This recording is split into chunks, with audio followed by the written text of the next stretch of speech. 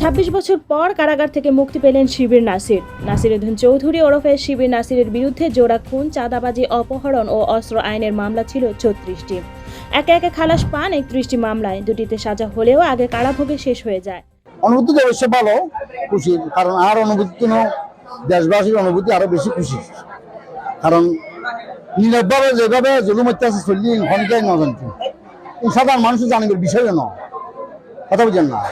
এই এনজাজ ইয়ে হঠাৎ গিয়ে এই যে সাধারণ মানুষের অধিকার হারিলাম ইয়ান মানুষের সাধারণ মানুষের প্রতি কিরকম ক্ষোভ আসছে ইয়ান স্টুডেন্ট বুঝে দিন যে মানে কি আর লক্ষণকে পৃথিবীর ক্ষণকে দিয়ে নেওয়ার তারা ভুল করছি যে স্টুডেন্ট এখন স্টুডেন্ট ক্ষমতার অংশীদার ইয়ে বুঝেন না তারা জিম চায় আর এনে অ্যাপ্রুভ করছেন বিকজ আরো তো এখন পুরনো গেই আছে আর ৩টি মামলা। এর মধ্যে 2টি মামলায় আগে থেকে জামিনে ছিলেন। সর্বশেষ আজ রোববার জামিন পান আরেকটিতে।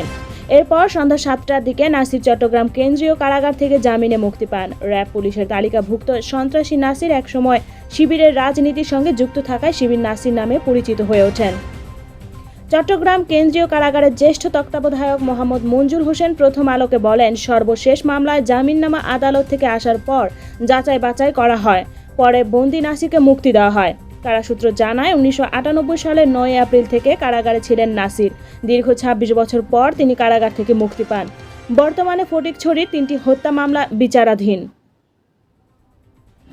আদালত সূত্র জানায়, সর্বশেষ 2017 সালের 4 অক্টোবর নাসিরের বিরুদ্ধে চট্টগ্রাম কলেজ ছাত্রাবাসে পুলিশের উপর হামলা মামলায় রায় হয়। এতে তার 5 বছরের সাজা হয়েছিল। এর আগে 2008 সালে অস্ত্র মামলায় 15 বছরের সাজা হয়।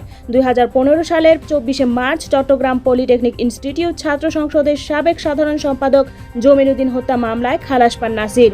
1994 সালের 20 নভেম্বর জমিরকে গুলি করে হত্যা করা হয়। নাজিরহাট কলেজের অধ্যক্ষ গোপাল কৃষ্ণ মুহুরী ও হাটহাজারীর 3 খুনের মামলায় খালাস পান নাসির। 2001 সালের 16 নভেম্বর সকালে চট্টগ্রামের জামাল খান রোডে অধ্যক্ষ মুহুরীর বাসায় ঢুকে অস্ত্রধারী দুর্বৃত্তরা তাকে হত্যা করে। এভাবে 31টি মামলায় খালাস পান নাসির। নাসিরের আইনজীবী মঞ্জুর আহমেদ আনসারি দাবি করেন, রাজনৈতিকভাবে হয়রানি করতে নাসিরকে মিথ্যা মামলায় জড়ানো হয়েছে, তাই খালাস পেয়েছেন তিনি। নাসিরের ছোট ভাই জিয়ারউদ্দিন প্রথম আলোকে বলেন, ভাইয়ের জীবনের অনেক সময় কারাগারে কেটে গেছে, আর কতদিন বন্দী থাকবেন। এখন ভালোভাবে জীবন করবেন তার ভাই।